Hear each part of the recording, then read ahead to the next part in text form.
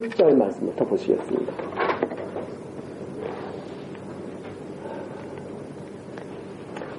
말라기서 2장 17절입니다. 너희가 말로 여호와를 괴로우시게 하고도 이르기를 우리가 어떻게 여호와를 괴로우시게 하였나 하는도다. 이는 너희가 말하기를 모든 행악하는 자는 여호와의 눈에 선이 보이며 그에게 기쁨이 된다 하며 또 말하기를 공의의 하나님이 어디 계시냐 함이니라. 우선 17절 한 절 말씀입니다. 우리가 전 시간까지 백성들의 죄악을 책망하시는 내용을 16절까지 2장 16절까지 살펴봤습니다. 백성들의 죄악은 여러 가지가 있지만 말라기에서 특히 지금 강조하고 있는 것이 무엇인가 하면 경건한 자손을 얻을 아내에게 괴사를 행했다. 그러니까 아내를 갖다가 참 사랑하고 정말 아끼고 그래야 되는데 이 아내들에게 괴사를 행해가지고 다 내쫓고 아내들을 울게 만들고 그러한 것들을 책망하는 내용이 나와 있었습니다. 왜 그런가 하면 이것은 이제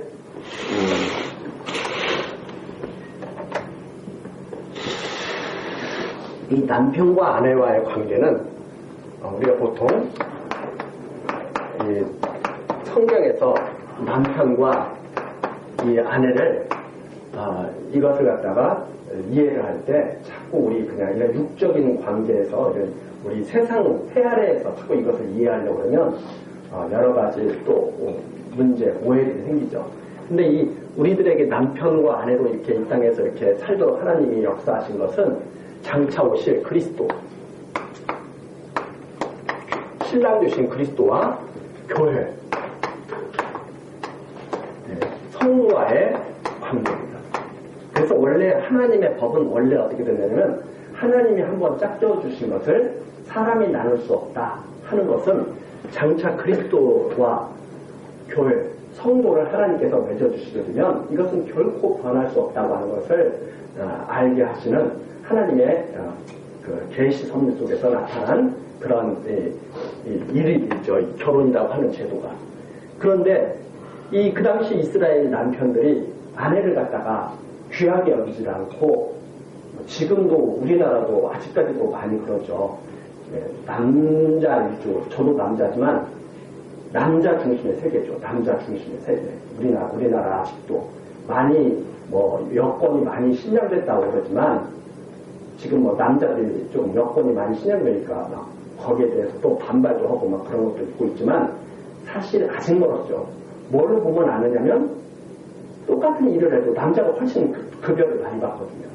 그러면은 그건 벌써 차별이 있는 거죠. 그래서 아직 우리나라도 사실 남녀가 관계가 그렇게 평등하게 그렇게 된 것은 아니죠. 그러나 성경에서 말하는 것은 남자 여자가 똑같아야 된다고 말하는 건 아니에요. 똑같아야 된다는 걸 말하는 건 아니고 남편은 남편의 역할이 있고 아내는 아내의 역할이 있는데 남편은 어떻게 해야 되냐면 생명을 다해서 아내를 지켜야 됩니다. 생명을 내세서라도 아내를 사랑해야 되죠.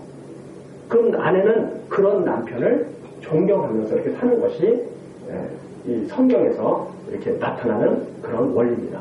그런데 그 당시 이스라엘 남자들이 어떻게 했냐면 아내를 갖다가 학대를 하는 거예요. 울게 만들고. 그러니까 여기 말라기 선지자가 하나님께서 하신 말씀이 나 그거 정말 싫어한다. 하나님께서 아담에게 딱 하와 하나를 여자 하나를 지어주신 것은 경건한 자녀를 얻기 위해서입니다. 경건한 자녀.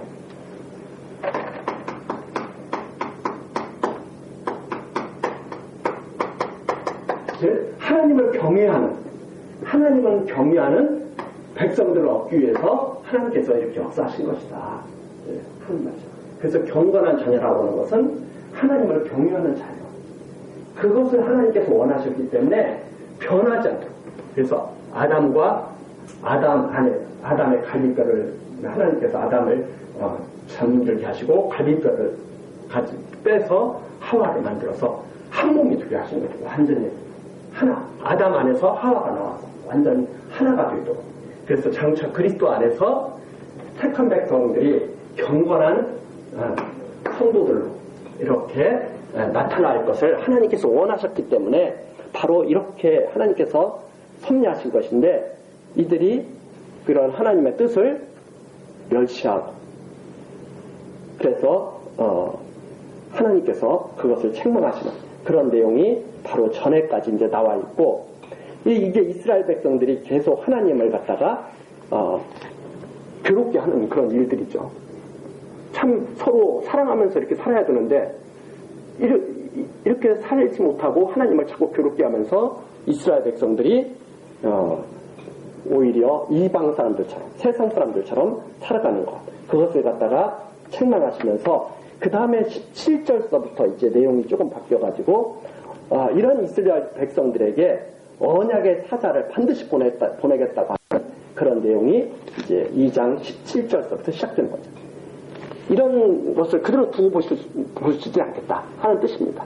하나님께서 이스라엘 백성들이 이렇게 되는 것을 그대로 두고 보시지 않겠다 하는 뜻으로 이제 17절 내용부터 이제 또 말씀을 하시는 거죠. 너희가 말로 여호와를 괴로우시게 하거든. 자꾸 하나님을 괴롭게 하는 말을 그들이 내뱉는 거죠. 그러면서도 우리가 어떻게 여호와를 괴로우시게 하였나 하는도다. 이제 표현이죠. 사람들이 여호와를 괴롭게 하는 말을 한다. 이건 이제 우리들의 입장에서 우리들도 괴로우면 그런 거 아닙니까? 누가 나를 갖다가 자꾸 오해하는 말을 자꾸 하고 그러면 괴롭죠. 저 사람은 나쁜 사람이라고 자꾸 오해하는 말을 하게 만들면 얼마나 그걸 소문을 들으면 괴롭겠어요? 그와 똑같은 지금 표현이시죠. 하나님을 자꾸 괴롭게 하는 말을 한다. 무슨 말을 하느냐? 너희가 말하기를 모든 행악하는 자는 여호와의 눈에 선이 보이며 그에게 기쁨이 된다 하며 공의의 하나님이 어디 계시냐 그렇게 말을 한다는 거죠. 그러니까 사람들이 세상을 갖다 이렇게 보니까 하나님을 섬기지 않는 사람들도 잘 사는 거예요. 다. 교회 안 다니는데도 다 건강해. 교회 안 다녀도 자녀들이 다 훌륭하게 다 막 자라는 것 같아. 또 생활도 넉넉하고 윤택하게 살아요. 그러면 하나님을 잘 모르는 사람들은 뭐라고 말하냐면 공의의 하나님이 어디 계시냐. 좀 하나님 믿는 사람들만 좀 잘 되고 우리가 공의의 하나님을 그렇게 이해를 하는 거죠. 교회 다니는 사람들은 다 잘 되는데 교회 안 다니는 사람은 자꾸 안 돼요. 세상에서 망하고 막 그래요. 그러면 공의의 하나님이 살아계신가 보다. 이렇게 생각을 하죠. 사람들이. 쉽게 그렇게 생각하고 이해할 수가 있죠. 근데 그게 아니라 성경에서는 하나님께서 나는 공의의 하나님이고 나를 경외하는 자를 잘되게 할 것이고 나를 경외하지 않는 자는 망하게 할 것이다. 이렇게 하는 성경에는 분명히 돼 있는 것 같은데 세상을 딱 보니까 전혀 안 그렇거든요. 그러니까 뭐라고 말하느냐. 공의의 하나님이 어디 계시냐. 이게 이제 성경을 잘 몰랐을 때 그리고 세상을 잘 보지를 못했을 때 괴로워하는 사람들의 말, 그리고 이제 하나님이 없다 하는 사람들의 말이 돼버리는 거죠.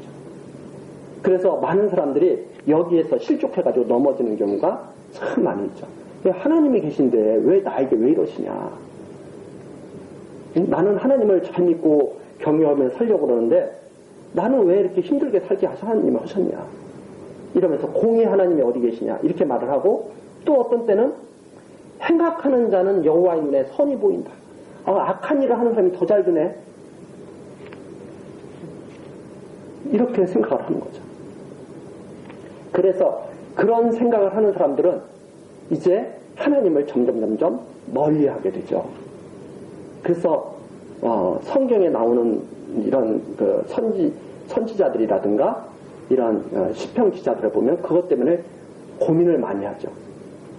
욥도 그것 때문에 공격을 많이 당했죠.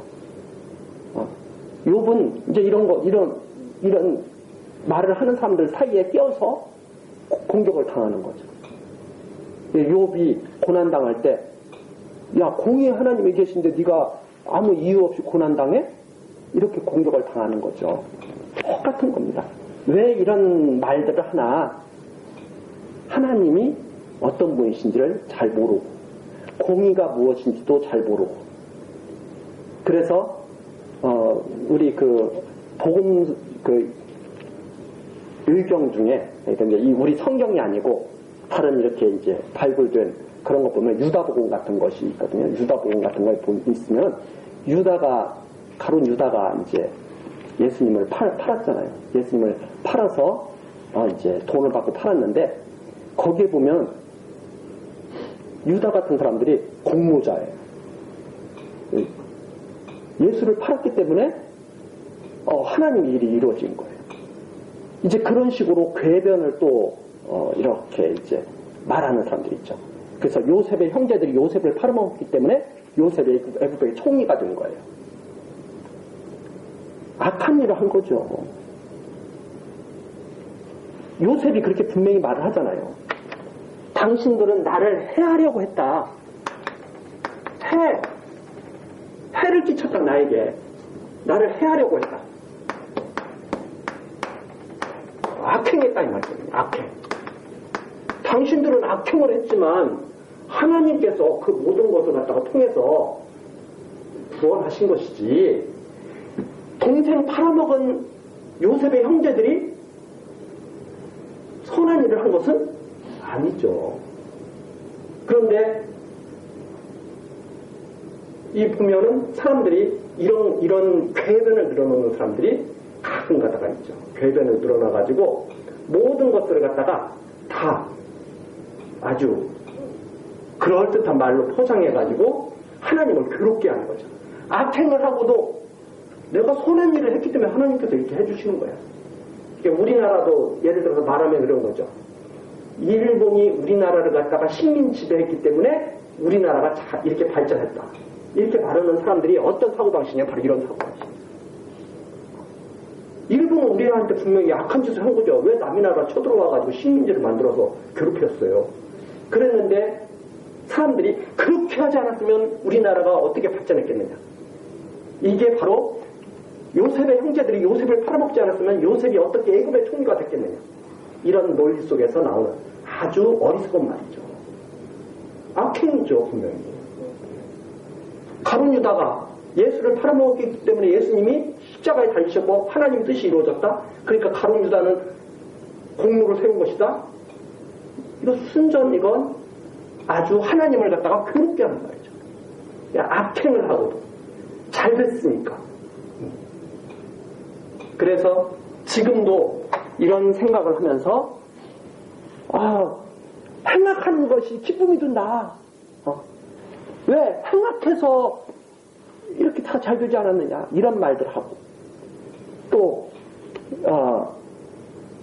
공의의 하나님이 어디 계시냐, 이런 말을 하고, 이렇게 해서 자꾸 괴롭게 한다. 그래서 여호와께서 말씀하시면서 이걸 그냥 두지 않겠다는 말씀입니다. 그래서 3장 1절서부터 멸시하는 그 백성을 그냥 둘 수 없으니까 언약의 사자가 호련히 임해서 심판하겠다. 그리고 의로운 제물을 드리게 하겠다는 말입니다. 그걸 그냥 두면 안 되시죠. 하나님이 반드시 심판하시겠다. 그래서 우리가 지금 여기에는 2장 17절이 3장하고 이렇게 나누어진 것처럼 이렇게 지금 되어 있지만 17절부터 연결되는 겁니다. 이게 질문하시고 거기에 대한 처치를 하나님이 계속 말씀하시는 거예요. 그러니까 17절처럼 너희들이 말하고 있는데 내가 그대로 두지 않고 반드시 심판을 하겠다 하는 내용이 3장서부터 지금 또 이어지게 되는 거죠. 그래서 이게 16절로 끝나고 17절서부터는 새롭게 또 이제 하나님 질문과 함께 거기에 대한 답변, 이것이 이루어지고 있는 건데, 3장 1절 만군의 여호와가 이르노라. 보라, 내가 내 사자를 보내리니 그가 내 앞에서 길을 예비할 것이요. 그러니까 먼저 사자를 보낸다. 그게 이제 세례 요한이죠. 세례 요한인데 사자를 보내리니 그가 내 앞에서 길을 예비할 것이요. 또 너희의 구하는 바 주가 호련히 그 전에 이 말이니. 이스라엘 백성들이 간절히 기다리고 있는 바로 메시아가 있죠. 너희의 구하는 바 주, 바로 그리스도, 메시아가 호련히 하나님의 전에 임한다. 왜 전에 임하느냐면 대제사장으로서 하나님을 갖다가 섬기기 위해서 임하시는 거죠. 그래서 전에 임하리니 곧 너희의 사모하는 바 언약의 사자 예수 그리스도입니다. 언약의 사자가 임할 것이라. 그의 임하는 날을 누가 능히 당하며 그의 나타나는 때에 누가 능히 서리요. 공의 하나님이 어디 계시냐 하는 자들을 갖다가 그대로 두시지 않고 반드시 임해서 심판하시겠다고 하는 그런 말씀을 지금 하시는 거죠. 2절 그의 임하는 날을 누가 능히 당하며 그의 나타나는 때에 누가 능히 서리요. 그는 금을 연단하는 자의 불과 표백하는 자의 잿물과 같을 것이다. 그분이 딱 임하시면 온 세상을 갖다가 다 완전히 깨끗하게 그분이 다 바꾸실 거죠. 그래서 금을 연단하는 자의 불, 표백하는 자의 잿물과 같을 것이다. 완전하게 이 세상을 갖다가 정화시켜 나갈 것이죠. 그분이. 그래서 3절입니다. 그가 은을 연단하여 깨끗게 하는 자 같아서 레위 자손을 깨끗게 하되 그분이 딱 임하시면 레위 자손을 우선 깨끗게 하십니다. 그러면 레위 자손은 누구냐? 바로 하나님을 경외하는 족속이거든요. 하나님을 섬기는 족속이거든요. 그래서 지금 우리들을 갖다가 우리 성도들을 갖다가 왕 같은 제사장이라고 그렇게 명명하죠. 그래서 레위 자손을 우선 깨끗하게 한다. 하나님 섬기는 제사장들을 깨끗하게 하고 하는데 금, 은과 같이 그들을 연단하리. 깨끗게 하는데 어떻게 하느냐? 우선 연단시킨다. 그거 막 우선 정금이 나오려면 막 뜨거운 불로 막 이렇게 연단해야 되지 않습니까? 재련해야 되죠. 그것처럼 금은같이 그들을 연단하리니 그들이 의로운 재물을 나 여호와께 드릴 것이다. 그리고 나면 의로운 재물, 깨끗게 되는 사람들이 의로운 재물을 여호와께 드리게 될 것이다. 그 의로운 재물이 바로 참 재물로 오신 바로 그리스도를 또 말하고 있는 것을 우리들이 이제 벌써 알 수가 있습니다. 그때에 4절이죠. 유다와 예루살렘의 헌물이 옛날과 고대와 같이 나 여호와께 기쁨이 되려니와. 연단, 환난을 통해서 하나님을 섬길 때 바로 하나님께 처음 옛날과 같이 고대와 같이 기쁨이 들 것이다. 5절이죠. 내가 심판하러 너희에게 임할 것이다. 심판하러 임한다. 심판하러 임하는데 술수하는 자에게와 간음하는 자에게와 거짓 맹세하는 자에게와 품꾼에 싸게 대하여 억울케 하며 과부와 고아를 압제하며 나그네를 억울케 하며 나를 경외하지 않는 자들에게 속히 증거하리라. 만군의 여호와가 말하였느니라. 그래서 속히 우리 사람들의 이런 시간에서 보면 이것도 속히라고 하면은 내일? 모레? 이런 식으로 우리들은 생각하죠. 근데 그게 아니라 하나님께서 정하신 때가 오는데 그때는 영원하신 하나님께서 임하실 때는 이 땅에 임하시는 것은 속히 임하시는 거죠. 근데 우리같이 이렇게 시간 세계에서 이렇게 이해를 하게 되면 속히가 이게 1년인지 10년인지 그게 구분이 안 되고 그러니까 사람들이 많은 오해를 또 불러일으키게 되죠. 그러나 속히 오신다고 하는 것은 하나님이 정하신 때가 되면 속히 오신다.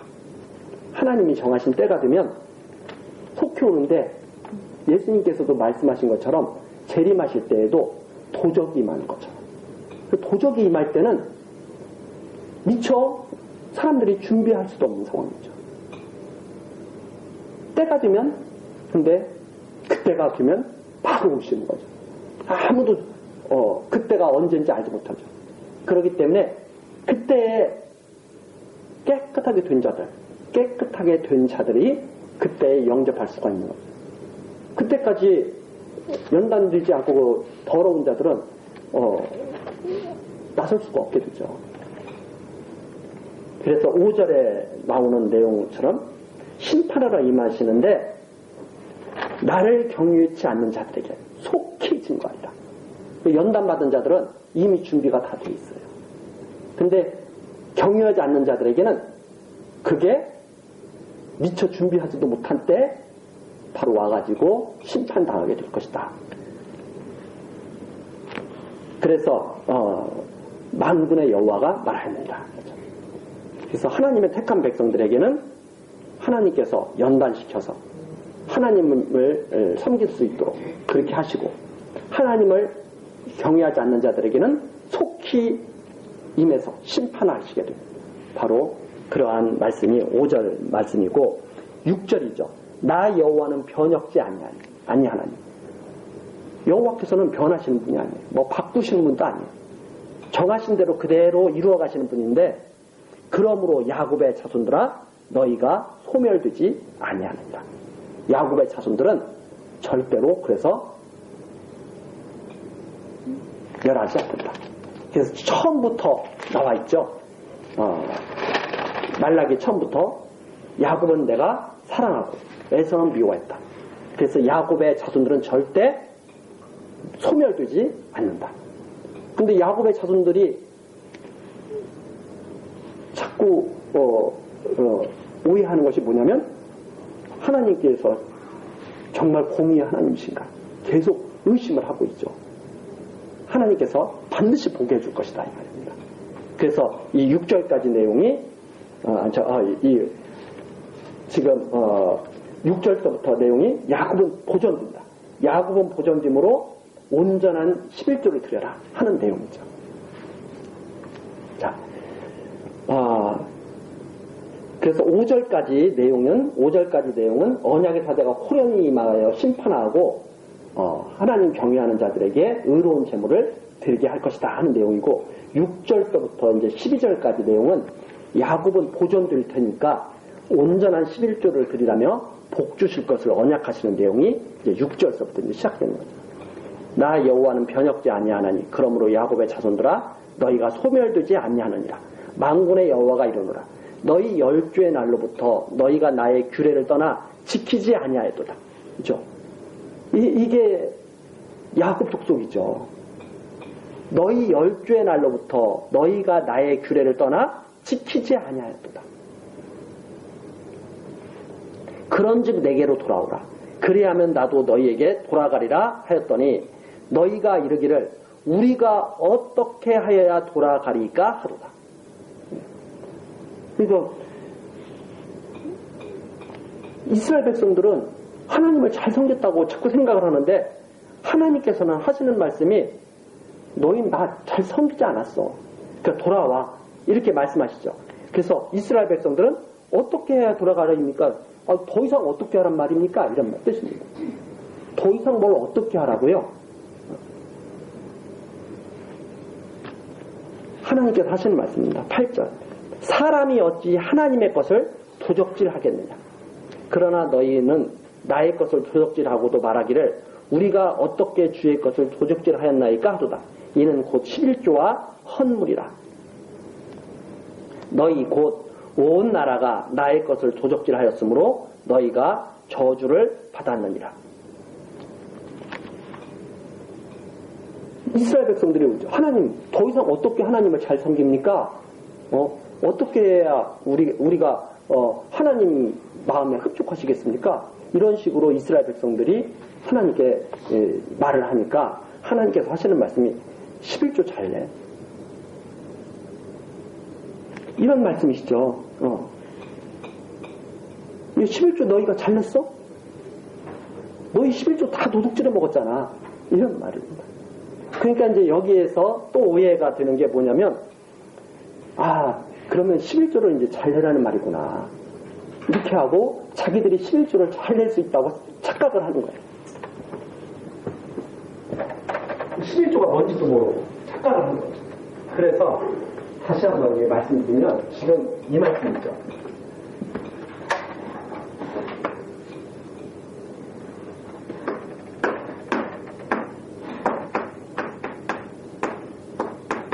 말라기 선지자가 예수님 오시기 한 400년 전에 지금 말씀하시는 거잖아요. 예수님 오시기 한 400년 전에 내가 반드시 그리스도 보내겠다. 이렇게 지금 앞에서 말씀하셨죠. 그리스도를 보내셔서 너희들이 사모하는 바 언약의 사자를 보내서 너희를 갖다가 금은처럼 다 연단시키고 그리고 나에게 의로운 제물을 드리게 하겠다. 의로운 재산을 드리게 하겠다. 이게 앞에서 말씀하신 내용이죠. 그리고 이스라엘 백성들에게 지금 하시는 말씀이 반드시 내가 심판하겠다. 그래서 공의 하나님이 어디 계시냐? 그렇게 너희들이 말하는데 내가 그리스도를 보내서 공의 하나님이 있다는 걸 너희들 보여줄 거야. 이렇게 지금 말씀하신 거잖아요. 그리고 나서 지금 두 번 또 시작되는 질문이 뭐냐면 이스라엘 백성들에게 그만 이제 죄악에서 떠나서 내게로 돌아와. 이렇게 하나님께서 말씀하시니까 이스라엘 백성이 또 하는 말이 뭐냐면 우리가 더 이상 어떻게 하나님께 돌아가라. 우리가 더 이상 어떻게 하라고 이렇게 하는 거죠. 그런데 이스라엘 백성들은 그동안 하나님을 잘 소견했다는 거예요. 이게 이제 율법이죠. 이게 이제 11조를 드려라. 하나님께서 하신 말씀이 너희가 나로 어떻게 말씀했는데 11조 다 떼먹었잖아. 나를 잘 섬기려면 11조를 잘 내야지. 이렇게 지금 말씀하시는 거죠. 나를 잘 섬기려면 11조를 잘 내야지. 왜 11조 다 도둑질해 먹고 나 잘 섬겼다고 지금 나한테 또 그러느냐. 이런 말씀입니다. 그래서 여기에 나오는 이 말씀이 그죠? 너희가 이르기를 7절 다시 한번 보시면 너희가 나의 7절 보면 만군의 여호와가 이르노라 너희 10주의 날로부터 너희가 나의 규례를 떠나 지키지 아니하였더라. 너희 11조 안 냈어. 지키지 않았어. 나를 잘 경외하지 않았어. 그러니까 이제는 나를 잘 경외하도록 돌아오라. 그러니까 뭐라고 말하냐면 우리가 어떻게 해야 돌아갈 수 있습니까? 이 뜻이 뭐냐면 어떻게 하면 돌아갈 수 있을까요? 이 뜻이 좀 더 구체적으로 어떤 뜻이냐면 우리가 무슨 잘못했습니까? 이런 뜻이에요. 그러니까 더 이상 무엇을 하라고요? 이런 뜻이에요. 그러니까 하나님께서 하시는 말씀이 너희 11조 떼먹고 나를 잘 섬겼다고 자꾸 그렇게 말을 해. 이렇게 말씀하시는 내용이 바로 여기 9절까지 내용이죠. 너희 곧 온 나라가 나의 것을 도적질하였으므로 너희가 저주를 받았느니라. 너희 그동안 다 도둑질해 먹었잖아. 이렇게 다 도둑질해 먹었잖아. 그러니까 이게 다 이스라엘 백성이 뭐에 먹은 거냐면 하나님 경외한다고서 다 도둑질해 먹은 거야. 다 도둑질해 먹고 해먹었는데 하나님한테 우리가 더 이상 어떻게 하라고 이런다는 거죠. 그래서 하나님께서 하시는 말씀이 만군의 여호와가 이르노라. 너희의 온전한 11조 10절에 나오죠. 만군의 여호와가 이르노라. 너희의 온전한 11조를 창고에 들여 나의 집에 양식이 있게 하고 그것으로 나를 시험하여 내가 하늘문을 열고 너희에게 복을 쌓을 곳이 없도록 붙지 아니하나 보라. 여기 10절 말씀이 이게 때문에 말라기 선지자는 뭐라고 하냐면 온전한 11조들이다.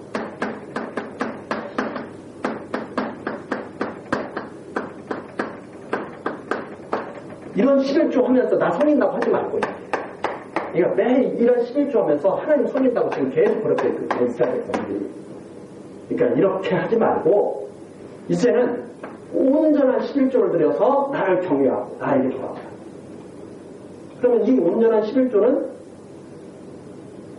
아까 앞에서 그렇게 말씀하셨잖아요. 연단에서 재물을 하나님이 드리게 하실 것이다. 누가 오면? 언약의 사자가 오면. 연단해서 온전한 재물을 드리게 할 것이다. 그리고 하나님이 약속하신 거죠. 3장 3절 다시 한번 보겠습니다.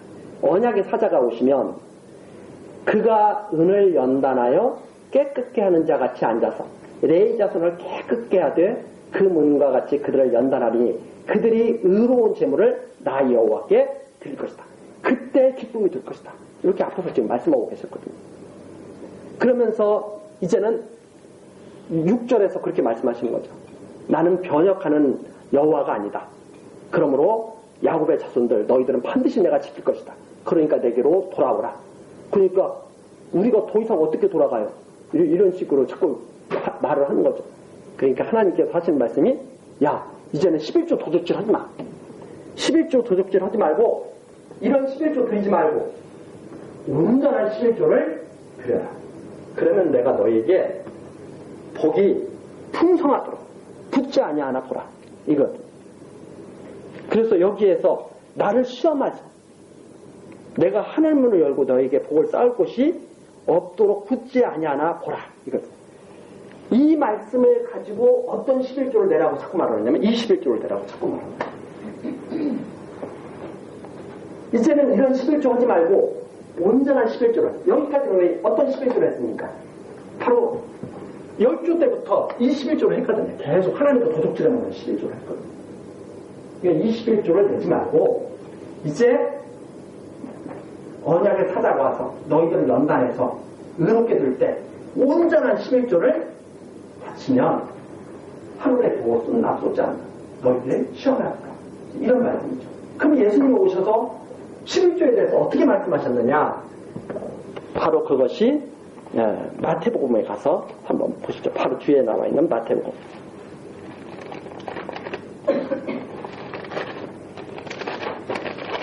마태복음 23장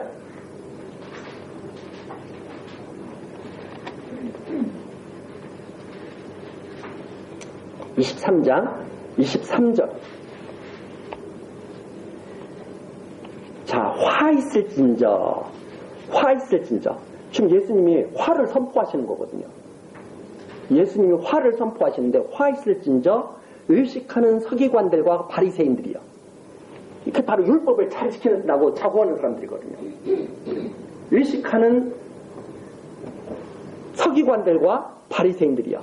너희가 박하와 회향과 근체의 11조를 드리되 이 서기관들과 바리새인들이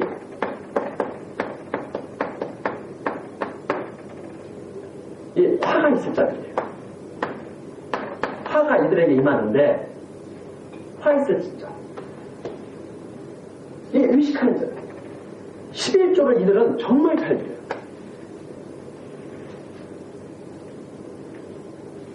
11조를 정말 잘 드리는데 바로 박하와 회향과 근체의 11조를 드리는데 율법에서 이걸 드리라고 하는 것, 이 11조를 드리면서 여기에서 11조를 드리라고 하는 것, 왜 11조를 드리라고 했느냐?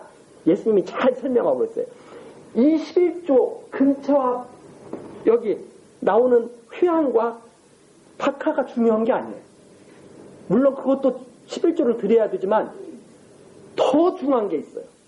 바로 뭐가 있었냐면 의와 인과 신이었다는 말이에요. 의와 인과 신. 그러니까 정말 11조를 드렸으려면 11조를 빼놓지 않고 드렸으려면 의와 인과 신을 함께 했어야 된다 이 말이에요. 그러면서 이것도 행하고 저것도 버리지 말아야 하지. 그러니까 또 이제 이것도 하고 이것도 해야 된다. 또 이렇게 말을 하는데 지금 무슨 말씀이냐면 여기서 다시 한번 보시는 거죠. 말라기 선지자를 통해서 너희들이 11조 다 도둑질하고 있어요. 예수님 말씀에 의하면 뭘 다 빼먹었어요? 이건 다 빼먹었어요. 이것은 11조를 제대로 했다고 박하와 회양과 근처는 제대로 했을지 모르지만 다 빼먹었어요. 그리고서 하나님 잘 섬겼다 그러는 거예요. 왜? 11조 나 잘했으니까. 때로는 그래도 물질을 안 빼먹고 했어도 대단한 사람이죠, 사실. 근데 이건 다 빼먹었다는 거예요. 이게 뭐냐면 의와 인과 신, 하나님의 공의, 하나님의 정말 원하시는 뜻, 11조를 드리면서 하나님이 정말 원하시는 뜻, 그리고 인, 하나님의 궁유를 베푸시기 원하는 하나님의 인자하심 다 그랬어요. 다 의인이라고 생각해요. 율법 지켜서 다 자기들은 의인 됐다고 생각을 해요. 그래서 유대인들이, 이방인들은 저건 짐승이고 우리는 사람이고, 다 자기들이 의인이야. 하나님의 긍휼로 인자하심이라든가 이런 걸 원하는 사람들이 아니에요. 하나님의 신실하신 뜻, 정하신 대로 그대로 이루어간다는 것도 믿지도 않아요. 이런 것은 다 버리고 11조를 했다. 예수님께서 너희들 의식하는 자들이야.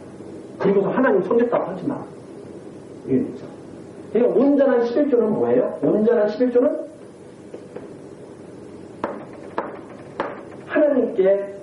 하나님 것을 하나님께로 돌리면서 의와 인과 신을 함께하는, 그게 바로 온전한 11조. 바로 그리스도를 말하는 거예요. 하나님 것을. 예수님께서 그렇게 말씀하셨잖아요. 하나님 것은 하나님께로, 가이사 것은 가이사.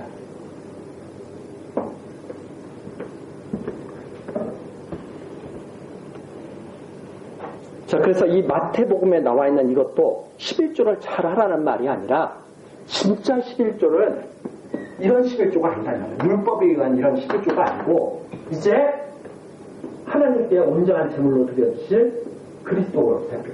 이 11조가 그러잖아요. 전체 중에 이 11조의 의미가 이렇게 전체가 있는데 전체 중에 하나예요. 전체를 대표하는 게 하나예요. 그래서 바로 그리스도가 하나님께 드려짐으로 말미암아서 모든 성도들이 다 하나님께 드려지게 되는 바로 그러한 것을 갖다가 의미하고 있는 이런 하나님께 드려지는 그런 예물이 되기도 하죠. 자, 그래서 다시 말라기서로 와서 말라기서 3장 10절 만군의 여호와가 이르노라. 너희의 온전한 11조, 그러니까 의와 인과 신이 있는 그 11조를 창고에 들여 그거 나의 집에 양식이 있게 하고, 그러니까 의와 인과 신, 이건 바로 그리스도께서 이루시는 거죠. 하나님의 공의로. 앞에서 그렇게 하나님 말씀하시잖아요. 공의의 하나님이 어디 계시냐? 보여주겠다. 그리스도로 언약의 사자를 보여주겠다 그랬잖아요. 앞에 사람들이 공의의 하나님이 어디 계시냐? 내가 곧 보낼 거야. 보여주겠다. 그래서 그리스도께서는 공의를 이루시는 거예요. 바로 하나님께 드려지는 제물이 되시는 거죠. 그리고 자비, 인자하심, 모든 죄악을 다 속죄하시고 십자가에 달리셔서 하나님께 드려요. 이 하나님의 궁유, 인자를 나타내신 거죠. 그리고 신실하신, 언약의 사자잖아요. 신실하신, 변하지 않고 신실하신 말씀으로 오시는. 그래서 그 그리스도께서 의와 인과 신을 완전히 이루시는 하나님의 언약의 사자가 되는 거죠. 그래서 만군의 여호와가 이르노라. 너희의 온전한 11조를 창고에 들여 나의 집에 양식이 있게 하고 그것으로 나를 시험하여 내가 하늘문을 열고 너희에게 복을 쌓을 곳이 없도록 붙지 아니하나 보라. 이게 바로 하나님의 말씀입니다. 그래서 너희들이 그리스도를 지금 우리에게 말씀하시는 것이라면 너희들이 그리스도를 영접하면 복을 받나 받지 않나 한번 시험해 봐라. 이제 그런 말씀과 이제 방부라 그런 말씀이죠. 그래서 11절 만군의 여호와가 이르노라. 내가 너희를 위하여 황충을 금하여 너희 토지 소산을 멸하지 않게 하며 너희 밭에 포도나무의 과실로 기한 전에 떨어지지 않게 하리니 너희 땅이 아름다워짐으로 열방이 너희를 복되다 하리라. 만군의 여호와의 말이니라. 그래서 온전한 11조 예수 그리스도의 영원한 제사를 드려서 하나님께 돌아오는 바로 그날에 복을 주어서 풍요롭게 하실 것을 약속하시는 말씀이 바로 여기에 나와 있죠. 자, 이렇게 해서 12절까지 이제 말씀이 언약의 사자를 보낼 테니까 온전한 11조를 드려라 하면서 회개를 촉구하면서 온전한 11조를 드리라고 드리면 복 주실 것을 약속하시는 내용이 12절까지 이제 말씀이 있고, 그 다음에 이제 13절서부터는 언약 백성들을 보호하시고 반드시 승리하게 하시겠다고 하는 말씀이 13절서부터 이제 나와 있습니다. 13절 여호와가 이르노라 너희가 완악한 말을 나를 대적하고도 이르기를 또 나오는 거죠. 여호와가 이르노라 너희가 완악한 말로 나를 대적하고도 이르기를 우리가 무슨 말로 주를 대적하였나이까 하는도다. 14절 이는 너희가 말하기를 하나님을 섬기는 것이 헛되니 만군의 여호와 앞에 그 명령을 지키며 슬프게 행하는 것이 무엇이 유익하리요. 지금 우리는 교만한 자가 복되다 하며 악을 행하는 자가 창성하며 하나님을 시험하는 자가 화를 면한다 하노라 함입니다. 이게 지금 앞에서 언약의 사자를 보내실 것을 말씀하시면서 그 내용이 계속 연결되는 거잖아요. 계속 이스라엘 백성들은 뭐라고 말하냐면 하나님을 섬기는 것이 헛되다. 뭐 그냥 즐겁게 살지 명령을 지키면서 내가 하나님 말씀대로 살지 못했다 하고 막 슬퍼하고 이러면 무슨 유익이 있느냐. 조금 죄 때문에 괴로워하고 그럼 무슨 유익이 있느냐. 그러면서 차라리 하나님 모르는 저 교만한 자들이 복되다 이렇게 말하는 자들이 많다는 거죠. 악을 행하는 자가 훨씬 잘 된다. 하나님을 시험하는 자가 화를 면한다 그렇게 말을 한다. 지금도 이런 것 때문에 우리들도 지금 자꾸 이제 마음에 상처를 입죠. 왜 상처를 입느냐면 좀 하나님 안 섬기는 자들이 가끔 가다가 우리 좀 마음을 시원하게 가끔 가다가 좀 무너지는 것도 자주 좀 보고 이랬으면 좋겠는데 우리가 딱 보면은 더 잘 되는 것 같잖아요. 그리고 하나님 섬기는 자들은 뭔가 좀 일이 참 안 풀리는 것 같고 자꾸 그런 느낌을 자꾸 가지면 자기도 모르는 사이에 이거 소용없는 거 아니야? 이런 생각을 한다는 거죠. 근데 16절에 나와 있습니다. 그때 사람들이 다 그런 식으로 생각하고 있을 그때 여호와를 경외하는 자들이 피차에 말합니다. 그런데 여호와를 경외하는 자들이 그때 따로 모여가지고 하는 말이 있어요. 그게 무슨 말을 하느냐면 여호와께서 그것을 분명히 들으시고 여호와를 경외하는 자와 그 이름을 존중히 생각하는 자들을 위하여 여호와 앞에 있는 기념책에 기록하셨습니다. 많은 사람들이 이렇게 말을 하는 거죠. 세상에서 많은 사람들이 야 그거 다 필요 없어 이렇게 말하는 거죠. 야 하나님 섬기는 거 필요 없어 그냥 하나는 살면 다 돼 이렇게 말할 때 경건한 자들이 한쪽에 이렇게 보니까 세상입니다. 이 세상에서 경건한 자들이 있어요.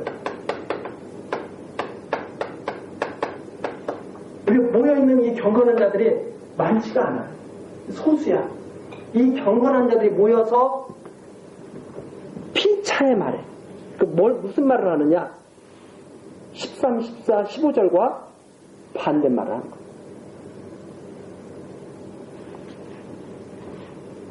바로 성도들이 모여서 아니야 그게 아니야 하고 말을 하죠. 그러면 여호와께서 그것을 분명히 들으시고 여호와를 경외하는 자와 그 이름을 존중히 생각하는 자들을 위하여 여호와 앞에 있는 기념책에 기록하셨느니라. 이 말하는 경건한 자들이 하는 말을 하나님께서 다 듣고 기념책에다가 얘는 이렇게 아무개는 이 책에 기록돼야 돼 하고 쫙 다 기록하고 계시는 거죠. 이미 기록했어요. 기록하셨느니라. 다. 그래서 17절 만군의 여호와가 이르노라 내가 나의 정한 날에, 여기도 나오잖아요. 사람이 정한 날이 아닙니다. 여호와께서 정한 날에 그들로 나의 특별한 소유를 삼을 것이요. 그들은 특별한 소유가 돼요. 하나님의 특별한 소유. 또 사람이 자기를 섬기는 아들을 아낀같이 내가 그들을 아끼리니. 누구처럼 아끼느냐? 아들처럼 아끼리니 그때 너희가 돌아와서 의인과 악인이며 하나님을 섬기는 자와 섬기지 않는 자를 분별하리라. 이 분별하는 것은 이렇게 나눠져 있는 것을 딱 분별해요. 악인들, 하나님 경외하는 경건한 자들이 딱 나눠져 있는 것을 보게 될 것이다. 이렇게 나눠져 있었기 때문에 그런 말을 하는 것이구나 하는 것을 딱 그때 보게 될 것이다. 이게 말라기 선지자에게 마지막 때에 이제는 너희들 쭉 이렇게 해서 나를 갖다가 없다 하고, 이게 가장 흥미의 이거잖아요. 하나님이 어디 있어요? 그게 누가 그런 말을 해요? 야곱 족속. 지금 야곱 족속이 그런 말을 해요. 근데 하나님께서는 무슨 말씀하시느냐? 내가 반드시 보여줄게. 그리스도 통해서. 그동안 내 거 도둑질한 거 이제 그만 끝내. 내가 참 짐을 드리게 할 거야. 온전한 11절을 드려.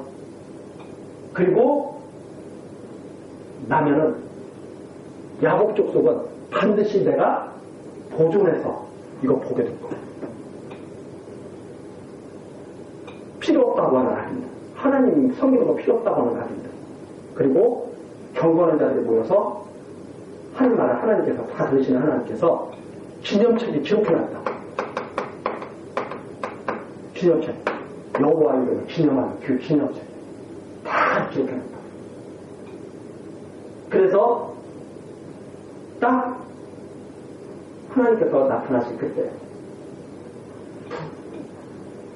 구별되어 있는 것을 보게 될 것이다. 이런 말씀이시다.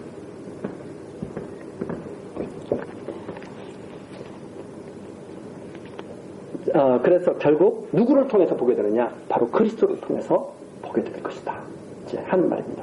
그래서 장차 그리스도가 오셔서 복음을 전파할 때 믿는 자와 믿지 아니하는 자가 이렇게 쭉 나눠짐으로 말미암아서 바로 심판이 이루어지고 그것을 나중에 반드시 보게 될 것이다 하는 내용이 바로 여기까지 나와 있습니다. 자, 그 다음에 이제 4장으로 넘어가죠.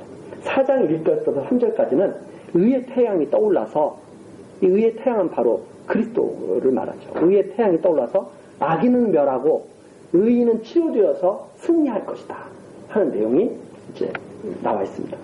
만군의 여호와가 이르노라 보라 극렬한 풀무불 같은 날이 이르리니 교만한 자와 악을 행하는 자가 다 초계 같을 것이다. 극렬한 풀무불 같은 날, 엄청난 날이죠. 그러면 다 지푸라기 같이 다 불태워버릴 거예요. 그 이르는 날이 그들을 살라 뿌리와 가지를 남기지 아니할 것이로되, 가지만 없어지는 게 아니라 근원서부터 깨끗하게 없어져 버리는 거예요. 뿌리. 2절 내 이름을 경외하는 너희에게는, 내 이름을 경외하는 너희에게는 의로운 해가 떠올라서, 바로 예수 그리스도를 말하는 겁니다. 의로운 해가 떠올라서 치료하는 광선을 바라리니 너희가 나가서 유향간에서 나온 송아지같이 뛰리라. 또 너희가 악인을 밟을 것이니, 언약 백성의 최우선입니다. 악인을 밟을 것이니 그들이 나의 정한 날에 너희 발바닥 밑에 재와 같으리라. 어느 때? 정한 날에. 이게 가장 그 짜릿한 승리가 어떤 때냐면 그거죠. 지고 있다가 이기는 거. 역전이죠. 역전승. 이게 짜릿한 기쁨을 주죠.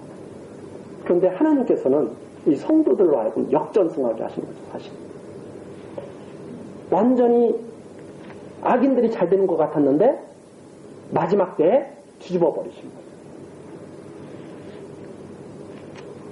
그래서 나의 정한 날 3절 그들이 나의 정한 날에 너희 발바닥 밑에 재와 같으리라. 만군의 여호와의 말입니다.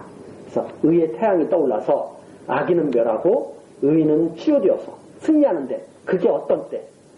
여호와께서 정한 날에 그것이 이루어진다 하는 내용이고 그 다음에 4절서부터 6절까지가 율법을 기억하고 여호와의 날 전에 엘리야를 보내면 회개하라고 하시는 내용입니다. 그래서 4절 너희는 내가 호렙에서 온 이스라엘을 위하여 내 종 모세에게 명한 법, 곧 율례와 법도를 기억하라. 자, 뭘 기억해야 되냐면 하나님께서 주신 법을 기억해야 돼요. 하나님께서 주신 법을 기억해야 되는데 보라, 여호와의 크고 두려운 날이 이르기 전에 여호와의 크고 두려운 날은 언제인가? 바로 그리스도께서 이 땅에 오시는 초림과 재림이죠. 사실 초림 날 그리고 또 재림날 여호와의 두려운 날이 이 말입니다. 심판의 날이죠.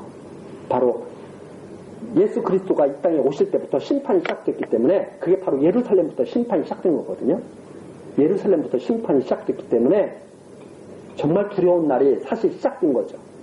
그런데 그 전에 내가 선지 엘리야를 너희에게 보내줍니다. 예수님께서 선지 엘리야가 바로 세례 요한이라고 말씀해 주셨죠. 세례 요한이다 바로. 그래서 그가 아비의 마음을 자녀에게 돌이키게 하고 자녀들의 마음을 그들의 아비에게 돌이키게 하리라. 돌이키지 아니하면 두렵건대 내가 와서 저주로 그 땅을 칠까 하노라 하시니라. 여호와의 날 전에 엘리야를 보내면 빨리 회개하고 그리스도를 영접하라는 말입니다. 그래서 이게 이제 그리스도를 영접해야 되는데 율법을 기억하라 이 말은 무슨 말씀인가 하면은 여러 가지 뜻이 되겠죠. 하나님께서 이 율법에서 복과 저주를 말합니다. 그리고 그대로 이루셨죠.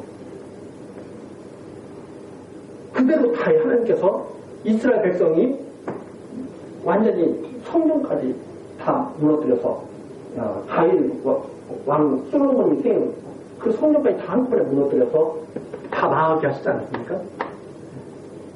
율법을 기억하라. 하나님이 법 한번 정해놓으면 그대로 이루어지는 거죠. 정해놓으십니다. 이 율법 아래에서도 죄 사함을 못 받고 하나님 말씀 따라서 망한 자들이 있죠. 두려운 심판의 날 이 말 전에 선지 엘리야를 보내야 되니까 그 엘리야가 오는 것을 보거든 영접하라. 그리스도 영접해서 율법 아래서 멸망당하는 자들처럼 그렇게 멸망당하지 말고 하나님 경외하라고 하는 그런 내용이 이렇게 여기에 지금 나타나 있습니다. 그래서 여호와의 언약, 이 율법은 바로 여호와의 언약이죠. 이 율법이 바로 장차 그리스도께서 오신다고 하는 약속이었죠. 약속. 그걸 기억하고 영접하지 않는 자들은 다 저주로 망할 테니까 반드시 두려운 날이 이르기 전에 엘리야 보낼 때 마음을 돌이켜서 영접하라고 하는 그런 말씀입니다. 그래서 전체적인 이 지금 말라기서 내용이 이제는 그만 이 내용은 이제 끝내겠다 하는 내용이죠. 이제는 더 이상 이런 제사 받지 않겠다. 내가 예물을 준비했다. 그 전에 엘리야를 보낼 테니까 여호와의 두려운 날이만 전에 영접하라. 이렇게 말씀하시는 내용이 바로 이 말라기서 전체 흐르고 있는 그런 내용입니다. 제사장의 죄악, 또 이스라엘의 그런 죄악을 책망하고 반드시 언약의 사자를 보내서 언약 백성을 보호하고 승리하게 하신다.